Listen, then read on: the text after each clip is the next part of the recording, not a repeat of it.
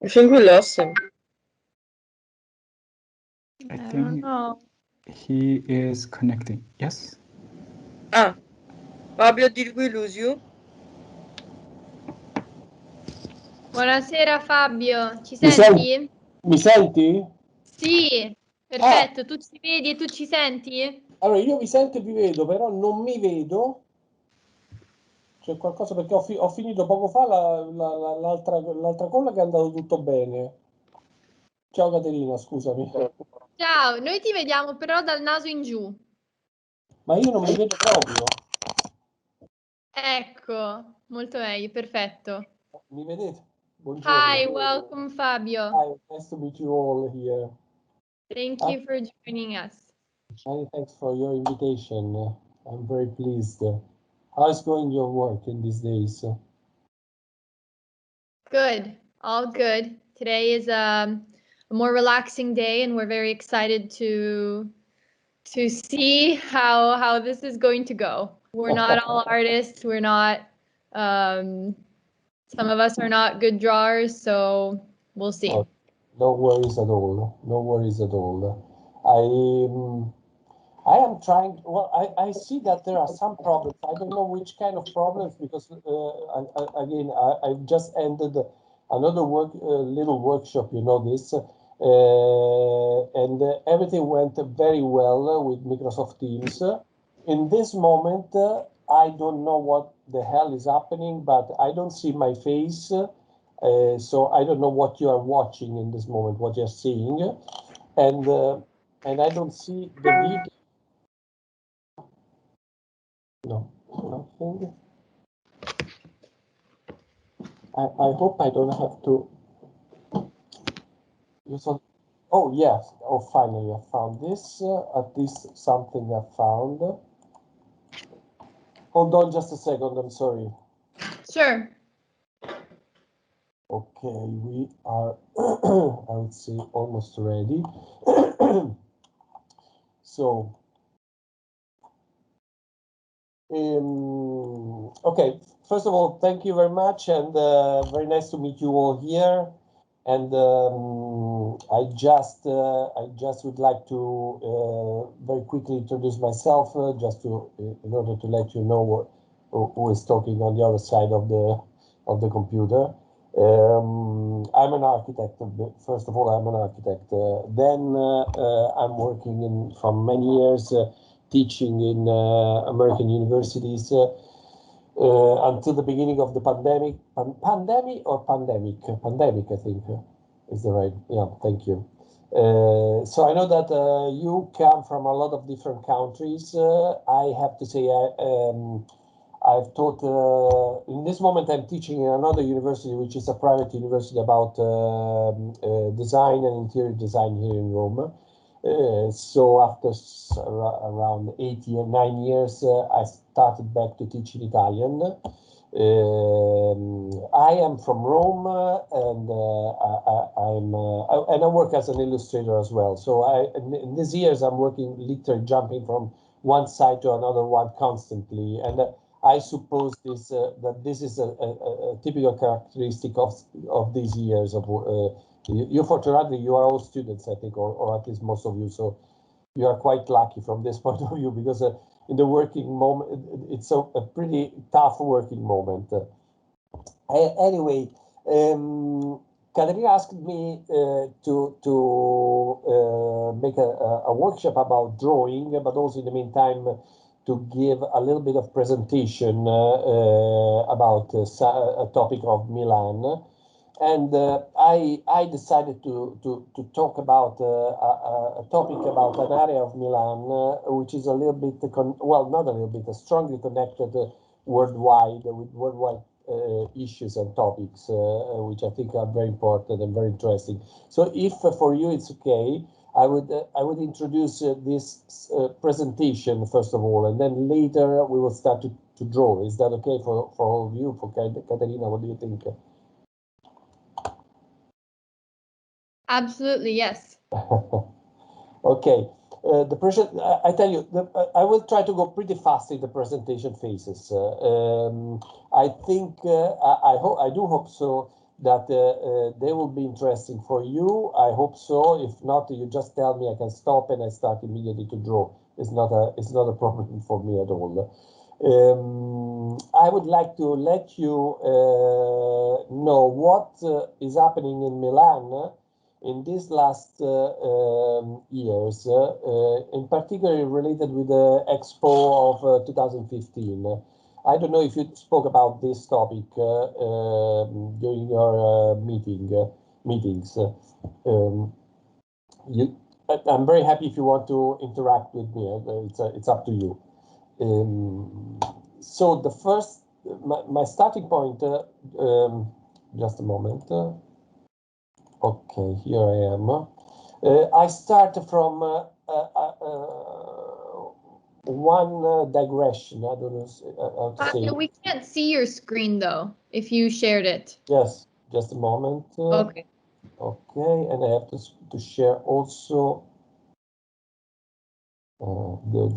just a moment. Also the audio, because this is a very short video with some graphics, which I think they might be very interesting for you, unless you don't already know it. Okay, include the audio video. New window. Okay, here it is. I think you see now, right? Yes. Okay.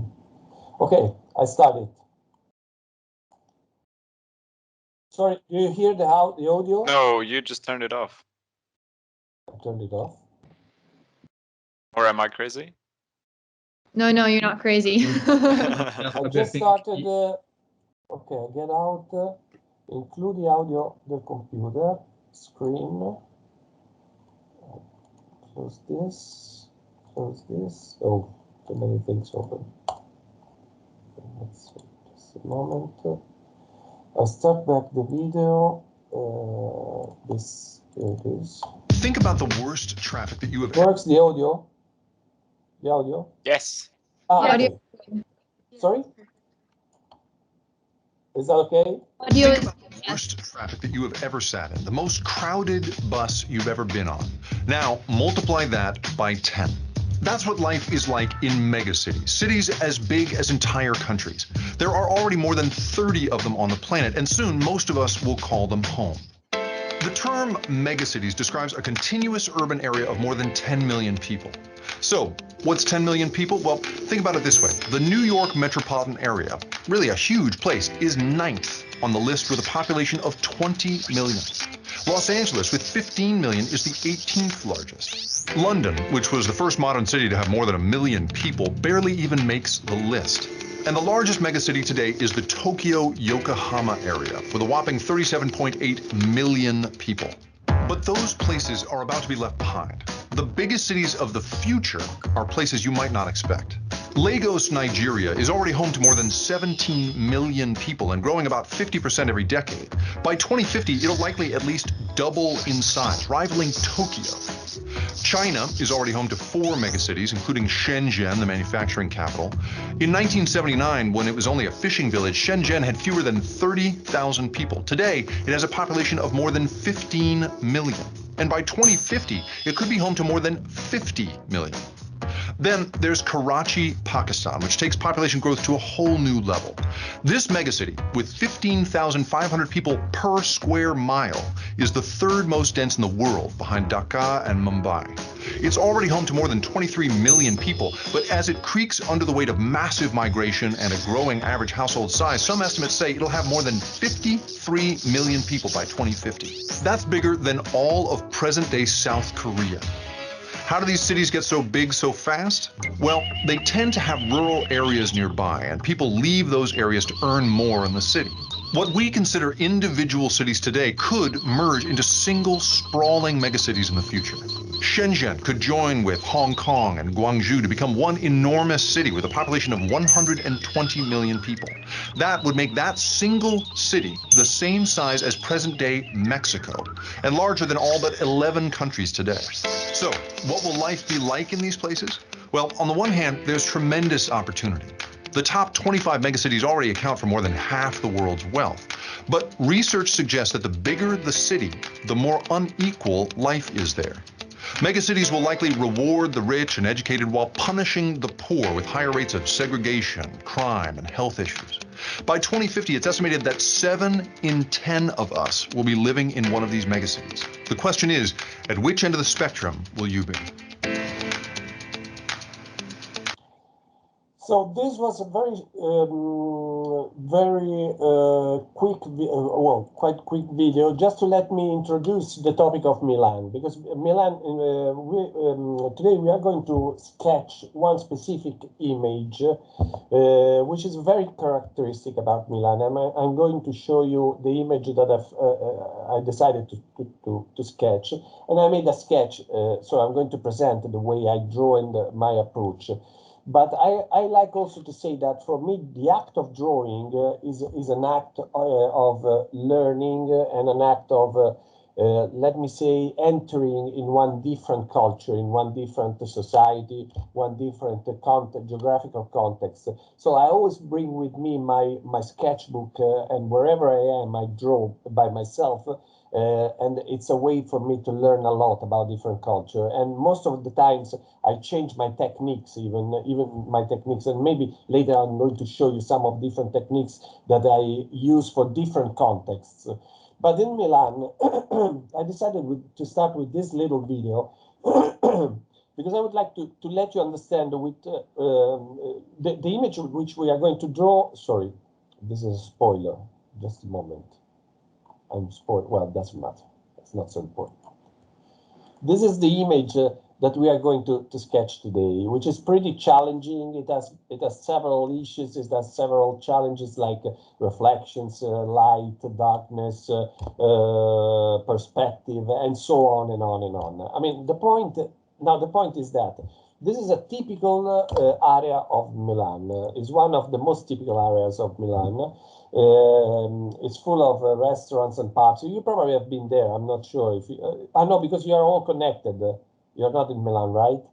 Exactly. I'm sorry for my mistake. Caterina, I think you know that area. It's very popular for young guys, restaurants, pubs, art galleries, and so on. So I started with these numbers for related with the worldwide, let's say, issues. Because as an architect, I'm related with the way we have to manage the growing of the cities. I am an architect specialized in big complex, even in little urban areas, and I'm particularly specialized on these topics. Not only on this, but this is one of my main, I would say, my main specialization as an architect. So I can tell you that the new challenges in the urban growing is the way you want to bring good food and healthy food in the center of the cities. With these numbers, we are going to face already now, I mean, but always it will grow and grow, some issues that we have never related with in the ancient times, in the past. We have never had problems about how can you manage to bring good food in the center of a city of 120 million of people. You must let the food grow in your neighborhoods. There are no other ways. So little by little, I'm connecting everything, I promise. I'm not jumping on different parts, and that's it. I would like to let you notice the way that in which a city of Rome, in this case, this is the historical center of Rome until the beginning of the last century, so 100 years ago. This is the city of Rome today. It's 100 times every year in the last 100 years. The city of Rome has grown one entire historical center, one entire city like what has been for centuries. This is New York City in the 18th century, and this is New York City today. This is the pink dot was the beginning of New York City in the 18th century. So we are facing some kind of issues also related. So, but this is a slideshow which I use with my students talking about these topics. And in this workshop, just by chance, I have the opportunity to teach two different fields in which I teach. I teach Rome and the new challenges of urban planning on one side. This is one course. The other course is about drawing. So in this workshop, I put together the two fields, relating everything to Milan. So most of the times, it's a matter of perspective. We all know this kind of view, and it's very characteristic, and we like this. We all appreciate. I've never been there so far. I hope to go there pretty soon. But this is absolutely stunning. Very few people know the other side, which is just this one. So you see the growing of the city, what does it mean? And you literally see that everything is growing so fast everywhere in the world. And I mean, it's not by chance. We are relating with numbers of people that it took. I can tell you that I have another graphic. I don't want to bore you. It took the whole history of the world up until 200 years ago to arrive to 1 billion people. And now, in the last 200 years, we are 7 billion people in the world. When I was a teenager, we were 3 billion people. So this is the kind of growing, is a logarithmic growing. And that's why I'm going to talk about these issues and relating everything with Milan very soon, as soon as possible. So these are some images. I think this is Mexico City. I mean, we all know this kind of images. It's not just about poor and rich. This is Hong Kong, and is one of the most expensive. It is the most expensive city in the world to buy a house. So this is something that will affect each one of us in every field, in every single part of the world very soon. So in 2015, Milan had this incredible opportunity. So I go back to Milan and I go back a little bit closer to our topic. It had the opportunity to present the Expo. Now, the Expo was a great opportunity. It was really interesting, the approach of the architects, which was a group of architects. Stefano Boeri was the leader, and then there was Jack Herzog, Ricky Bardet, and William McDonough.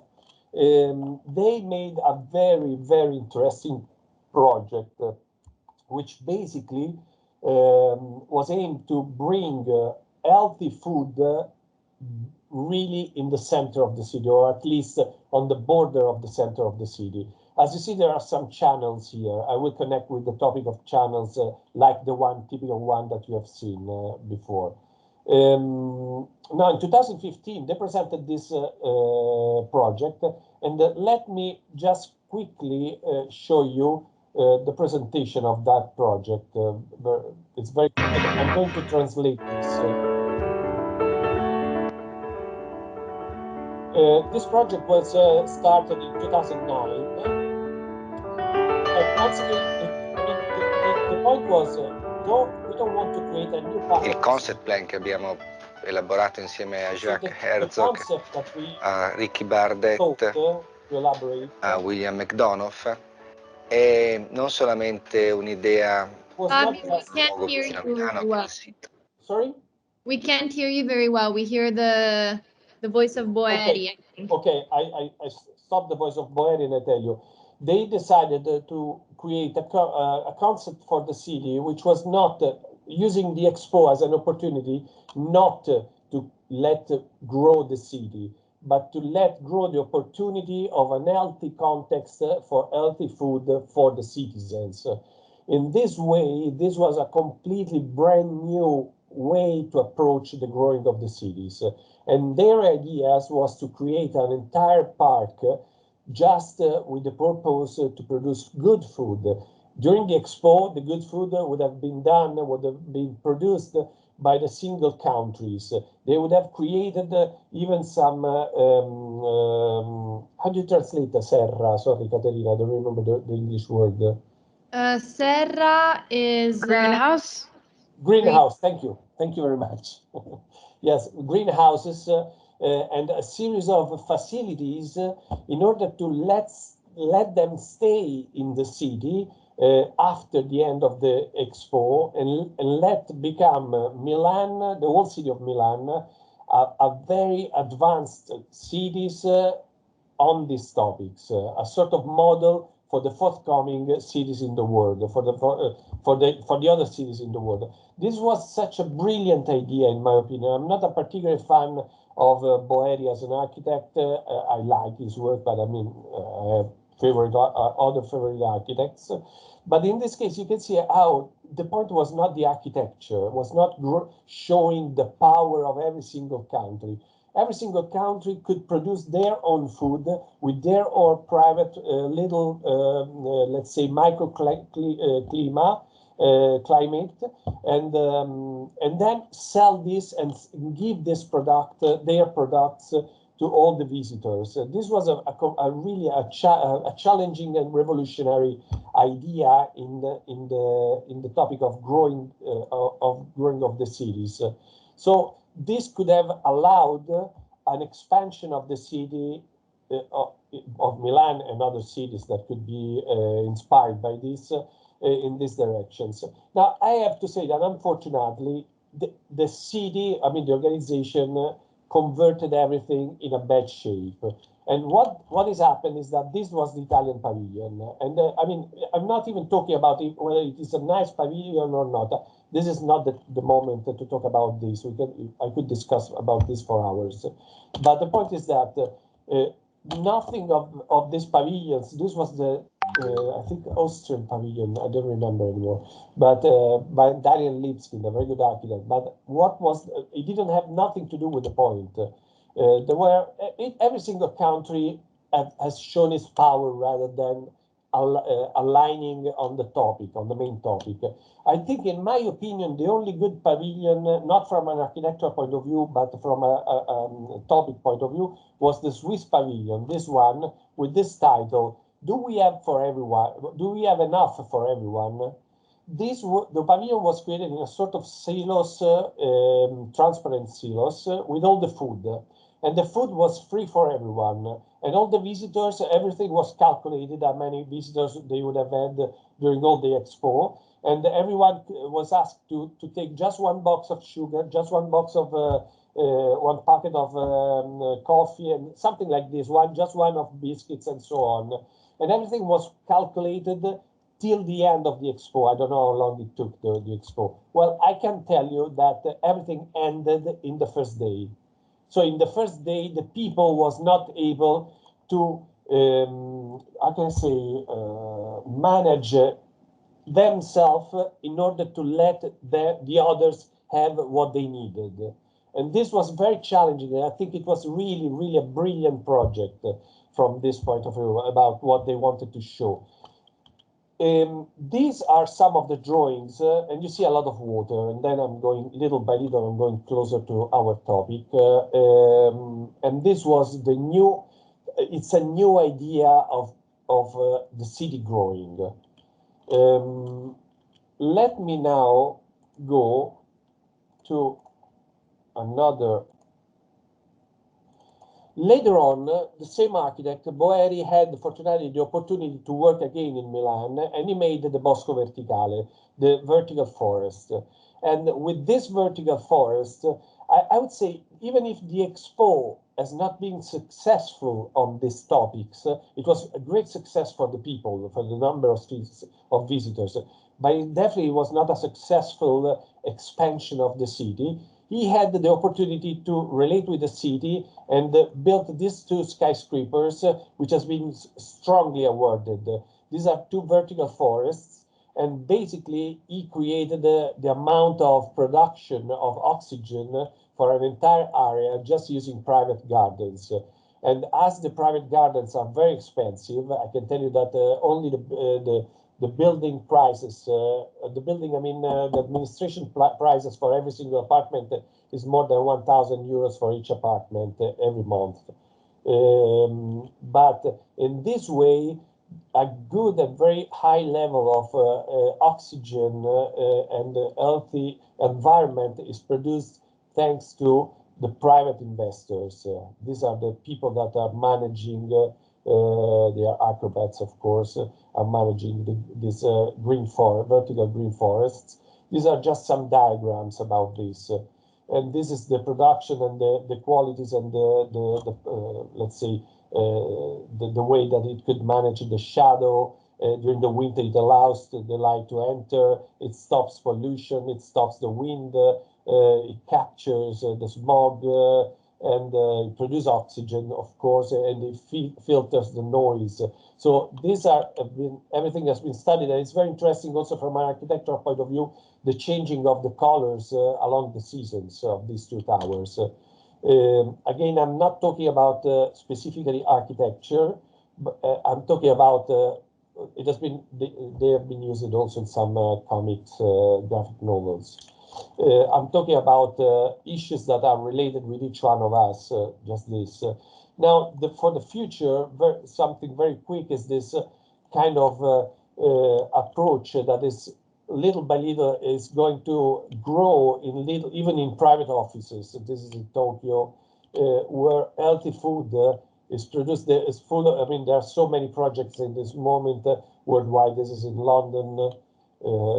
This was, I think, in Berlin, if I'm not wrong. Yeah, this is in Berlin, and so on. So I go pretty fast. The use of the roofs in order to create healthy and good food. This is the interior of this roof. Okay.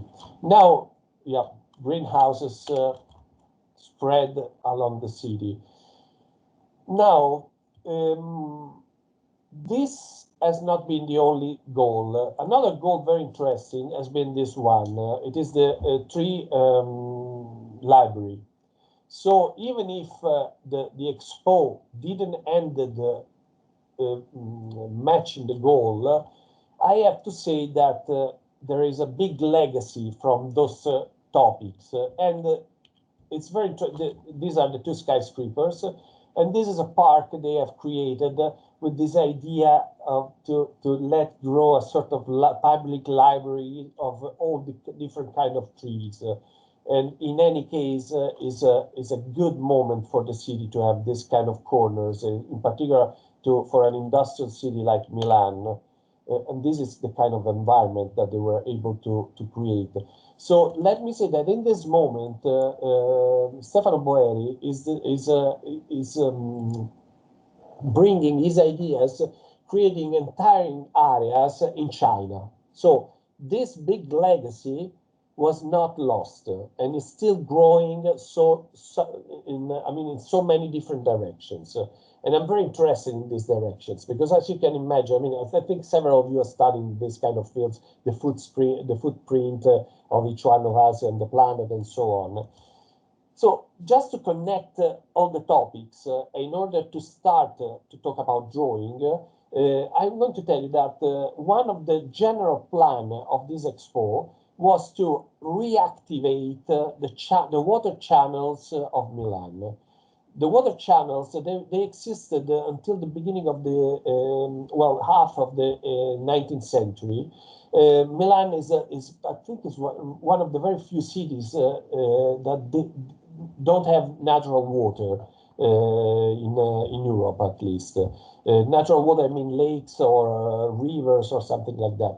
So they had this series of channels, artificial channels of water. Just a little part of them still exists because until the 19th century, those channels were very used in order to bring materials and supplies and so on along the cities all around the areas near Milano.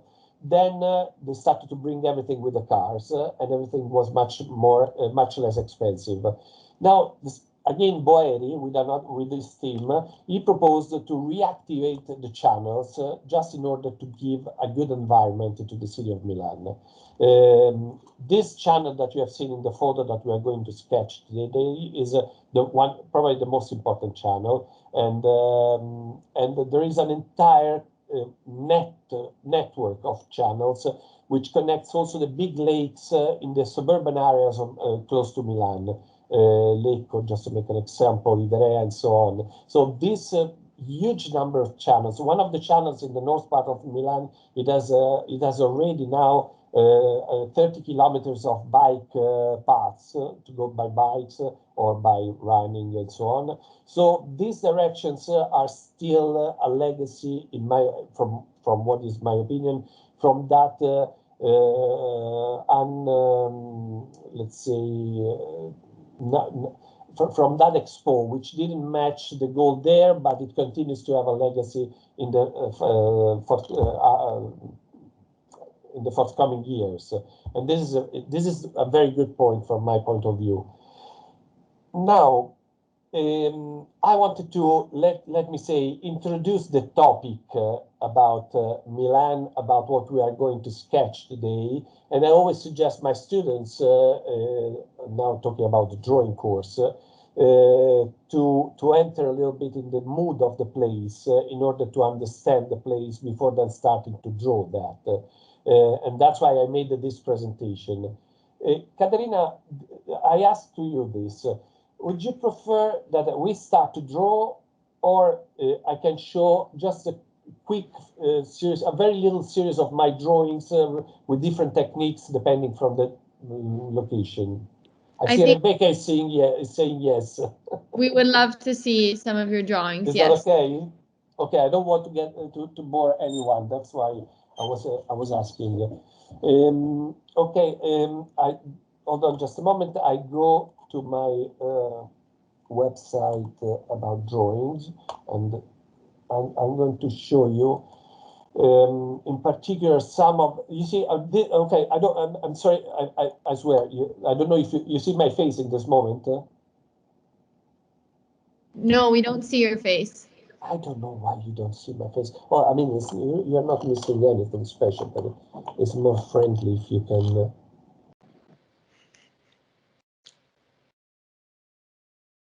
Oh no.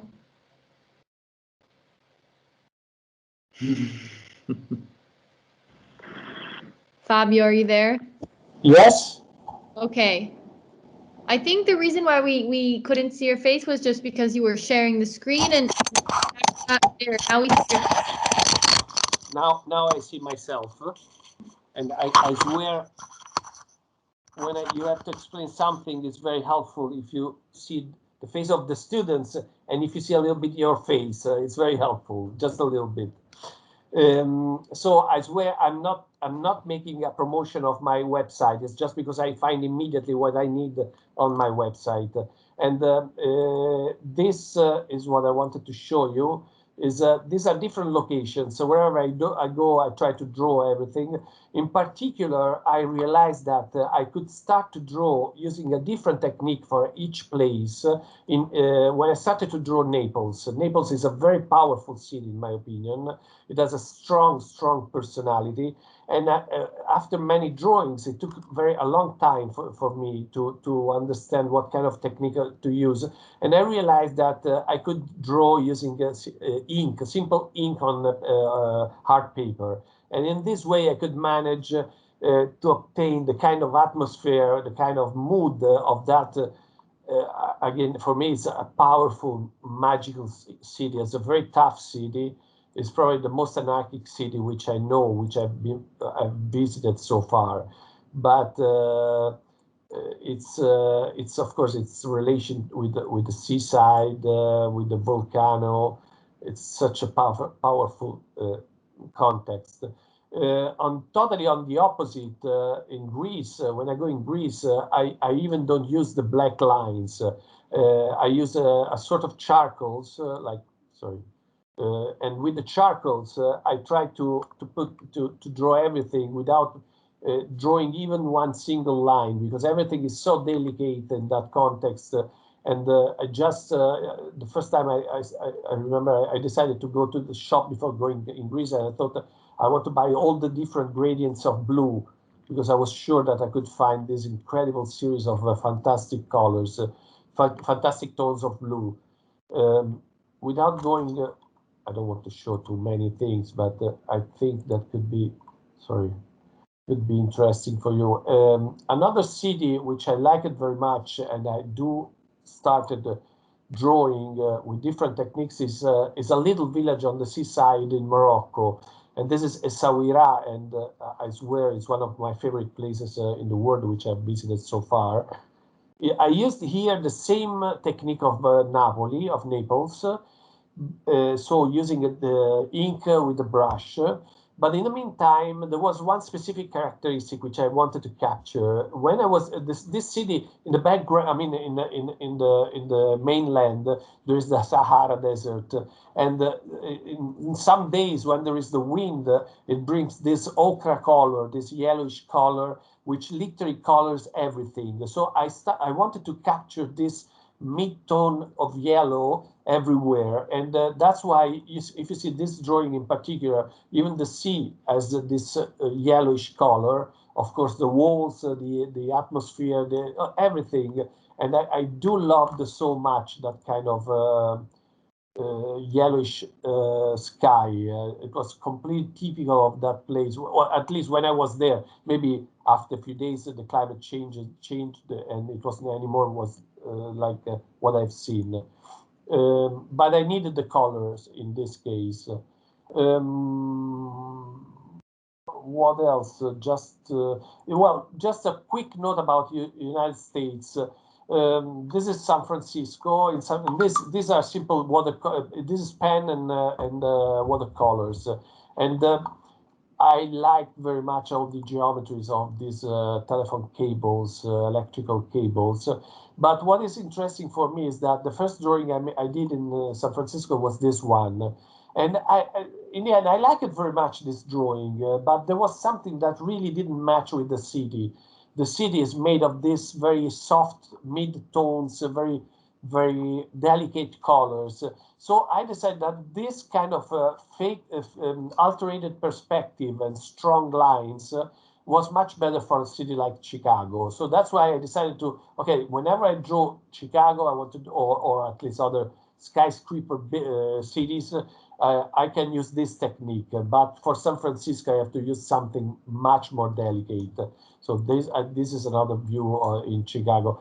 And to complete this little, very quick series of drawings, this is New York City. And to be honest, I don't know why in Chicago I alterate the perspective, and in New York City I put this straight vertical.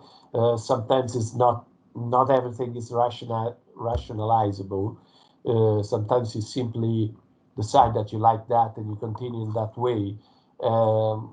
So this was a quick presentation. Okay, here we are. Of a series of alternative techniques. Now, of course, today we can't talk about all the different techniques. Today will be a very quick spot about some topics. Even the topic of perspective would require more than one lesson of 3 hours. But I have prepared a little video of me drawing the view of the Navigli. I didn't mention that area of Milano is called the Navigli. Navigli comes from the word nave, which means boat. So if for you it's okay, I would start this little video. And thank you for your heart, Caterina. I've seen it. I would say that each one of you, I will put on one side of the video, I will put the image, the photo. On the other side, I will put me drawing. I prepared this video for this little workshop. And in the meantime, if you prefer to draw, you can start to draw. And you can listen every now and then, you see the video and something like that. It can be more interactive. If someone wants to ask anything, I'm more than happy to give every single answer you like. Any question in particular right so far? I go on. Okay, you can just stop whenever you want. Okay, if I see that you stop too often, I tell you. I start this video. It's the moment which I prepared, and this is the video. This is Sam Cooke singing in the background. Just a moment, and I want to put the photo. Here it is. So, sorry, just a moment. Here it is. So I start back. Here it is. I started to sketch this view. And this view, basically, here it is. Is a view of the city, in the city. Make it a little bit bigger if you want to start to draw, to sketch it. And you see that in the video, I start to make, you barely, you can see the lines. I go very, very, very delicate at the beginning. And switch off the sound, maybe it's better. This was the starting part of the video. Just a moment. Okay.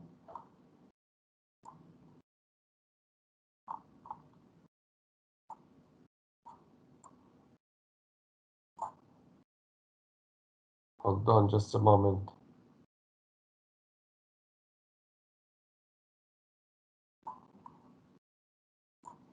I took off something. Okay. Okay, these are the first line that I'm putting on the paper. The first line are a little bit of construction of the perspective. Now I can't tell you about perspective because it's really very too long. There's too much to say, and it's impossible to express things about perspective. I'm trying to find a solution about the position of the different windows. Yeah, here it is, more or less.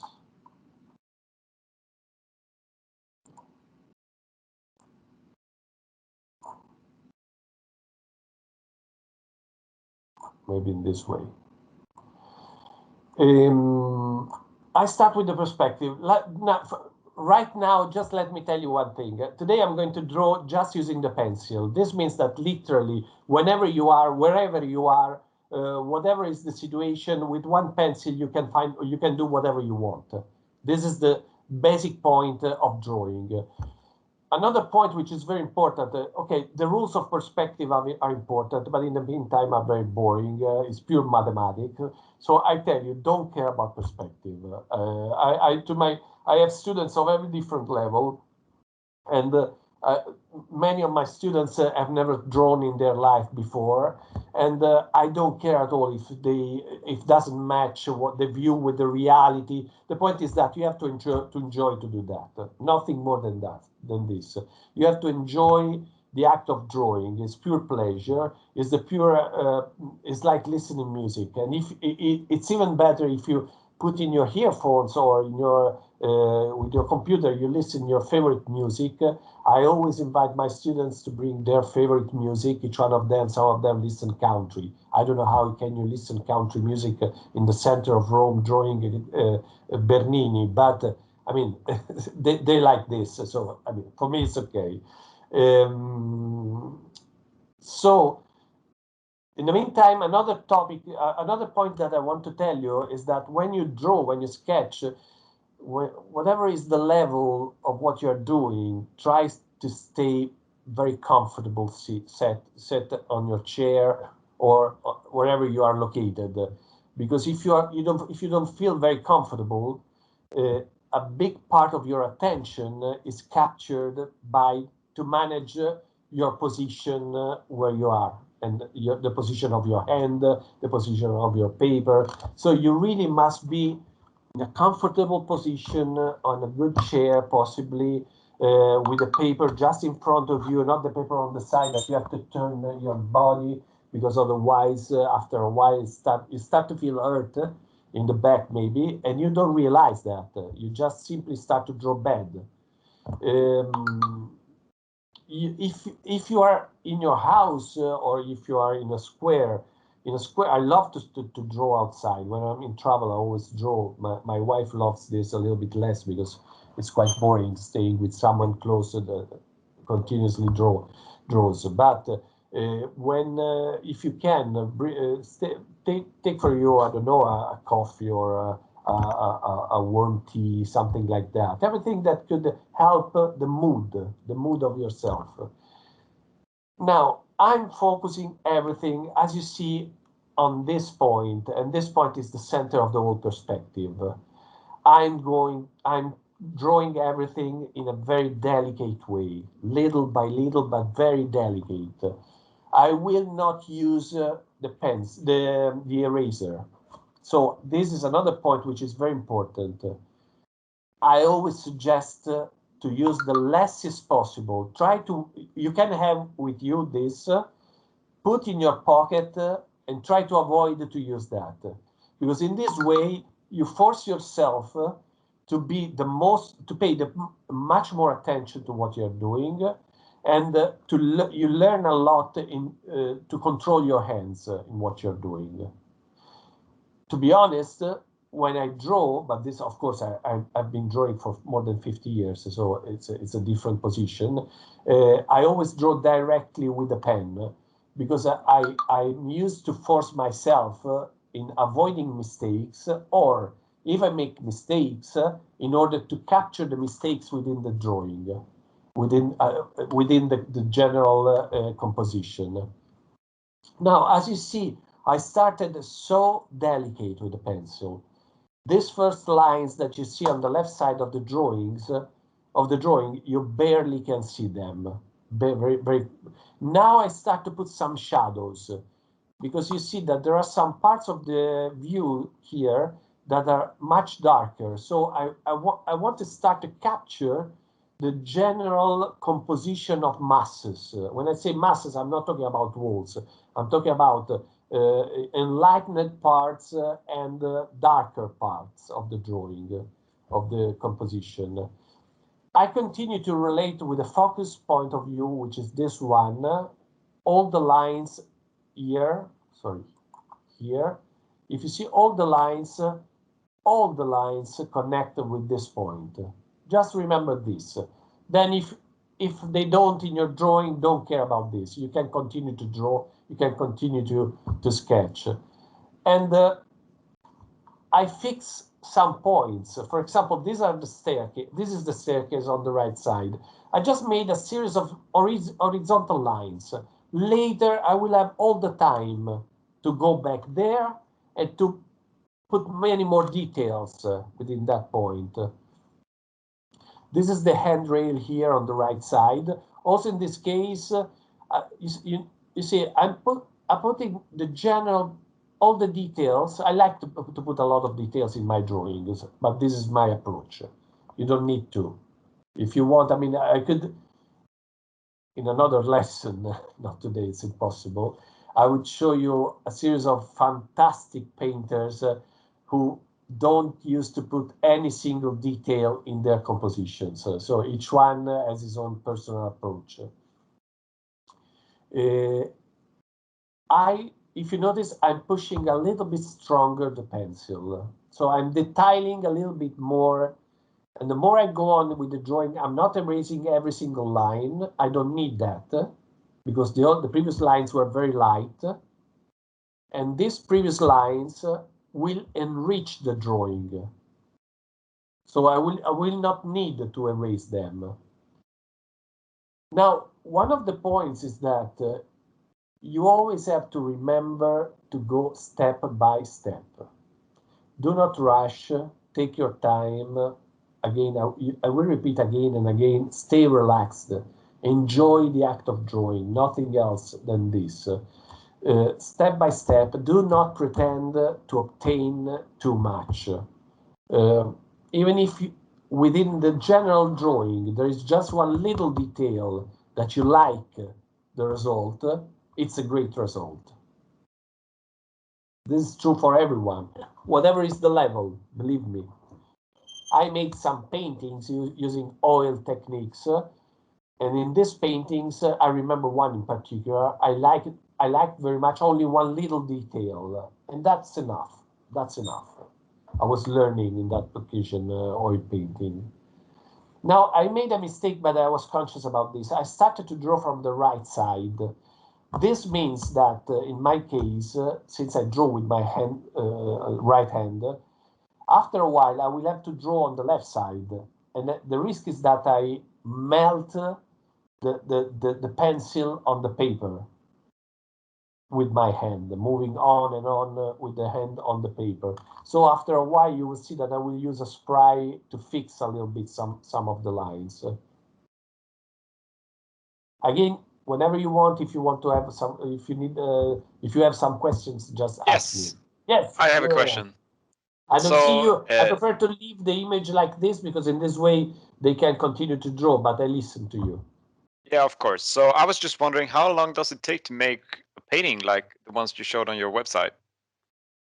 Does it take an hour? Does it take 10 hours? No, it depends. I mean, it depends from one drawing to another drawing. Do you have one drawing in particular that you wanted to know? So the first one you showed from Morocco, where you could see the water and the stones in the water. Well, that one was very quick.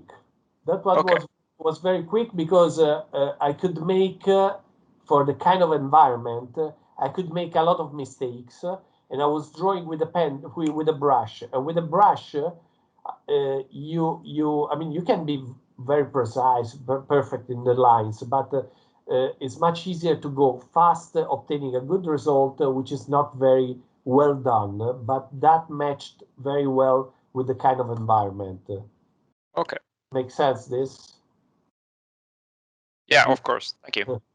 So it depends. In other cases, for example, for New York, it took several hours for me to make the one from New York City because New York City, I mean, it's a perfect city. You don't have unaligned walls. Everything is perfect. Everything is, I mean, the lines are horizontal and so on, and the colors. So in some situations, in some contexts, a much higher level of precision is required. Okay. Fabio, how much do you replicate reality and how much do you add imagining to your drawing? Like how much do you invent when you're actually trying to draw something that you're looking at? Well, okay, it's a very good question. One of the main topics which I like to teach the more as possible is that art is the field of freedom. And is the only field of freedom. I mean, drawing, painting is the only field in which, with no money at all, if you want to put an elephant flying over this channel, you can put it. And it doesn't cost more than making the drawing without the elephant. So this means that you can use all your imagination. I personally have once again, I have a personal approach, which I like to use a lot of different techniques and a lot of different themes.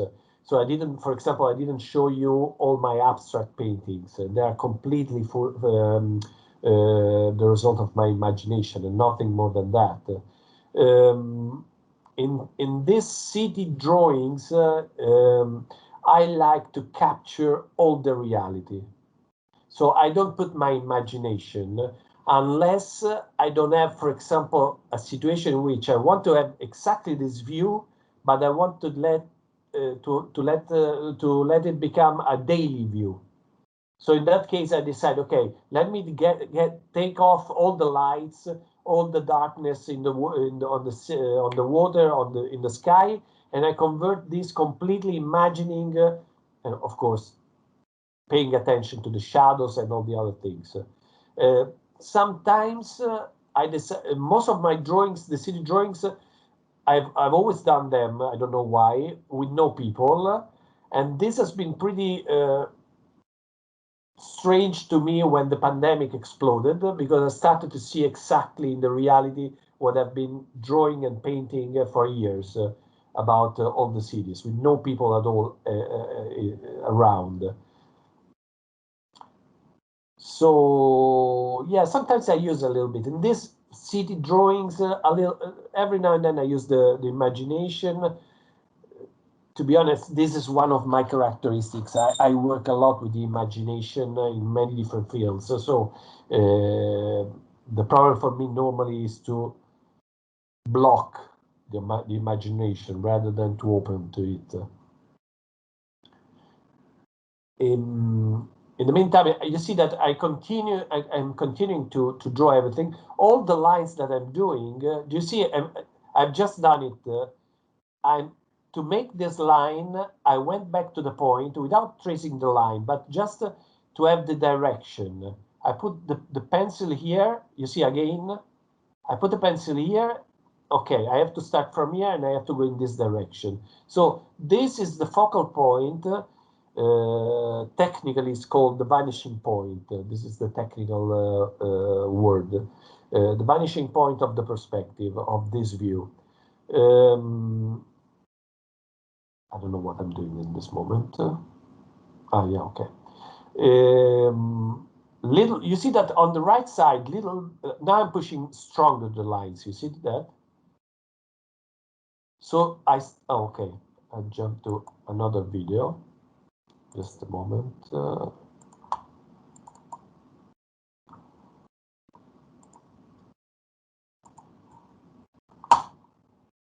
Hold on.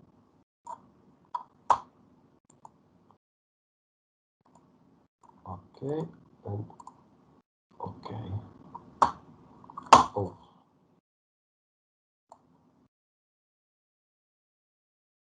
There's something that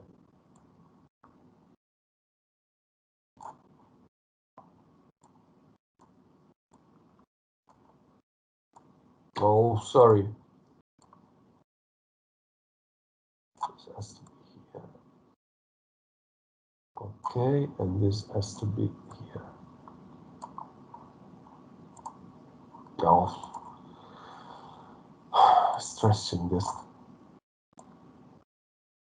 Okay, that's it. So you see, I'm starting to put some details, and this detail. I mean, there is a quote. I think I'm not sure. I use a lot. I used to know this quote from architecture. I think in origin was a religious quote. I'm not sure about this, but God is in the details. This is a kind of quote which I think is very interesting and very helpful, because this means that you have to pay attention to the details. It doesn't mean to draw all the details, but if you decide to draw something, draw it carefully. This is the real meaning. Put all your efforts in what you decide to draw, even if it's a little detail of a glass, just to make an example. Julia, I have the impression, because I see you in the video, I have the impression that you are not satisfied about your drawing, but maybe I'm wrong. I really liked drawing when I was younger, but I hadn't had a pencil in my hand for a few years, and now I'm just like not really satisfied with what is coming. Don't care about that. Don't care about that. Believe me. I can tell you, many years ago, I had to participate to an exhibition, and I signed a contract for a huge number of paintings. There were too many, honestly. In the end, the last paintings I did were really fast. I painted fast and fast just to complete the contract. And there was one in particular which I really hated. I really didn't like at all. Now, the exhibition went quite well. I was even very well. But that painting, I didn't sell that painting. And the more I was going on, and the more I liked that. So even if I was completely unsatisfied, after a while, I started to appreciate that one. And after some years, I decided that I wanted to keep that painting only for myself. One day came one person to my house, and he saw several paintings, and he wanted to buy several of them, and he wanted also this one. And that, I mean, I couldn't say no in that moment. So just to let you understand how much you might make a mistake in judging what you're doing. There's another beautiful quote. Sorry, I'm jumping from one side to another side. There's another beautiful quote from Miles Davis. Do you know Miles Davis? Anyone of you knows Miles Davis? I do hope so. Yes. If you don't know, for those of you who don't know Miles Davis, it's like if you're saying you don't know Michelangelo, you have never heard about Michelangelo, but talking about music. So Miles Davis was a sort of guru of jazz music, and talking about jazz music is pure improvisation. And there's a beautiful quote of him. He said something like, "Don't fear mistakes because there are none." And this is true, because you are able to play, you are able to capture every single mistake within the main path that you are creating, the main, let's say, path of your work, your artwork. And this is true also for drawing.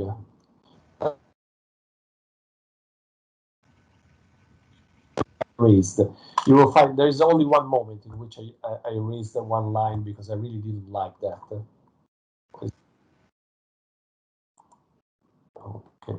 And it was creating a problem for me for general composition. It was a stupid thing. But I can tell you, that, of course, it's a matter also of a little bit of experience, but I can tell you for sure that from the very beginning, you can avoid completely to use eraser, or almost completely. Of course, it's something if there is something you don't like, you are free to use that. It's a sort of net. You're jumping in a void in the art. This net, just in case you can use it.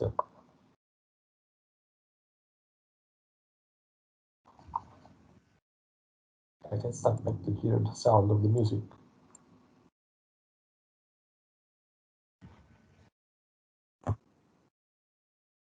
Is that okay? I'll put a little bit of music. Yes, lovely. Sam Cooke is a great one from the early 60s.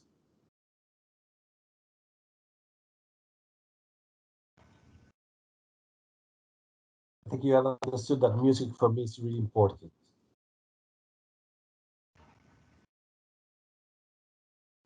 I start to put a little bit of reflections. This is a very quick notes about reflections.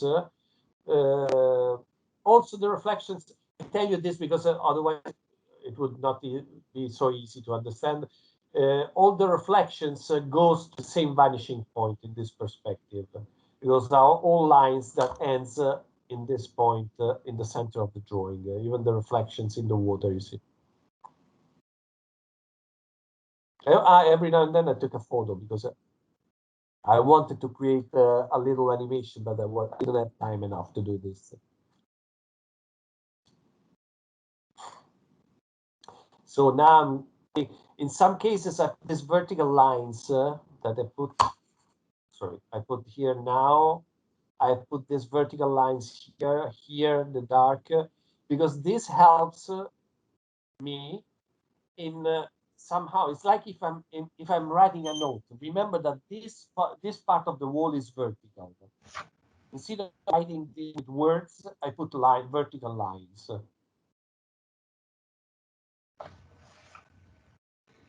The more you go far, and the less detailed everything, the less is detailed. You can start to put little lines and they capture whatever you need in that case. Just a moment, I change the video.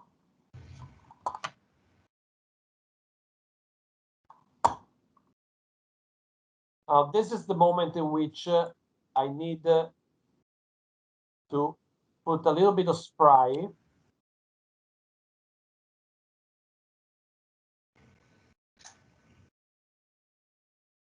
The spray is important. I mean, this is something also I suggest always. If you draw with a pencil,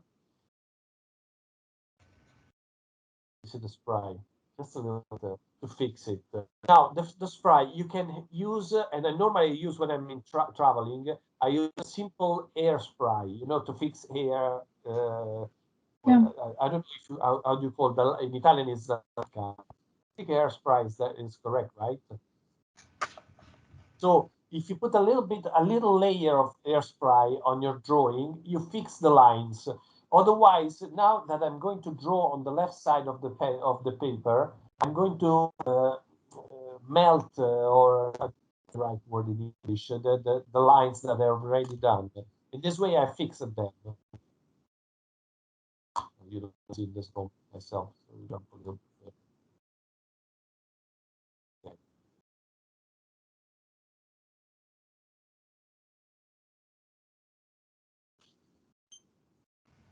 I have a question that is actually a bit of random, so I don't know if it's related or not. I'm left-handed, and I don't know if you see differences between people that draw with the left or right hand, or maybe it's just different, or it's the same. I don't know. No, it's absolutely the same. Okay. Absolutely, I can tell you for sure. I'm completely right-handed. Completely.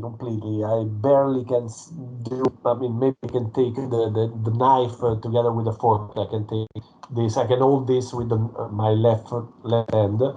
But the act of drawing basically is. I cannot tell you. There is one point which is very important for me. I really, this is a particularly interesting topic for me. The act of drawing is a meaning expression. It's like the act of speaking. And just to let you know, the first drawing, the most ancient drawing that we have in the world is dated back almost 65,000 years ago. It was found in a little cave in South Africa. The most ancient word, written word, dated back around, let's say, 6,000 years ago. And it was not even one word, but it was a series of little drawings. So this is to let you understand how much the act of drawing is a simple, very simple, basic act of self-expression. So this means that if you are drawing with your left hand or you are drawing with your right hand, it's like if you are writing on one side or on the other side. You just have your kind of calligraphy, kind of style, not else than that. But no, definitely not. Did I reply to your question? Yes, thank you. Is it enough? Yes. You were worried about your left hand? I had to try to learn something something with the right hand just because once I broke my left hand, so yeah, so I had to, but I discovered that I can barely write, of course, so but at least my name. So yeah. You know that I tell you a little personal story. When I was very young, in the early 70s, and I was at school, at least in Italy, but I would say in a big part of the world, not in Italy for sure, it was not normal writing with the left hand. So I remember a couple of guys in my classroom who were forced to write with the right hand. This is something which seems crazy, and I'm just talking about the 70s. I'm not talking about 2 centuries ago. Yeah, I know my grandma was a teacher, and she used to correct people left-handed, like also to use strings and just to block the left hand of the person. But then she learned that it wasn't that kind to do. Yes, it was not something. This is incredible. It was not something because someone was hateful or a bad person. It was just a way of being. It was. I mean, everyone thought that the good way of writing and drawing was with the right hand. That's it. There were no other explanations. You see that? Sorry, I go back for a moment on the drawing. But you can stop again whenever you want for other questions about left hand. I can tell you some of my favorite tennis players in the history were left hand. And if I'm not wrong, Leonardo da Vinci, I think he was left hand, right? Yes. So I think, I mean, that's the answer to every single kind of question, I would say, about this topic, no? Indeed. I wanted to say something. Ah, yes, this is that now I'm drawing the shadows. Now, I want to tell you one thing which is very important. The drawing is a two-dimensional act. You draw something on 2 dimensions. To give the impression of the third dimension, you have 2 options. One is the perspective, so following the rules of perspective, or at least more or less. The other one is the use of shadows. If you put I always take care very much. Now you will see that I'm going to draw the shadows here on the staircase and then on the ground floor. The use of shadows multiplies the impression of third dimension, so that you see now little by little how much this wall is a standing wall, is a vertical wall standing on this pedestrian walk on the bottom close to the river.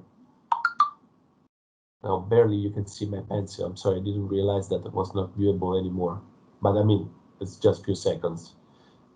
So this is every time I always suggest you to pay attention to the shadows, and this requires a little bit of training, because normally we don't notice the shadows. The shadows are a very, very important part of the composition. And the more okay, you can see that I'm ending this. The more you pay attention, you take care about the shadows, and the more you create an impression of reality of what you're drawing.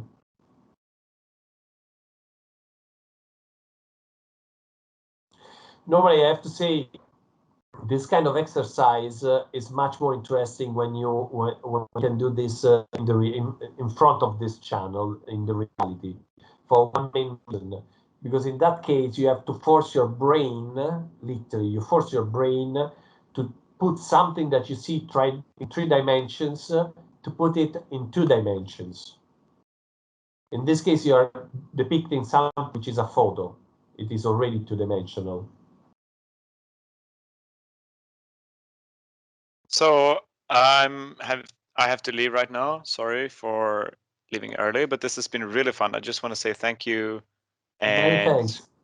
And I'm not a great drawer, but this has actually been very fun. So maybe I'm gonna sketch a little bit more in the future. Well, if you enjoyed that, I can tell you that it's a great alternative action rather than staying with only with the mobile.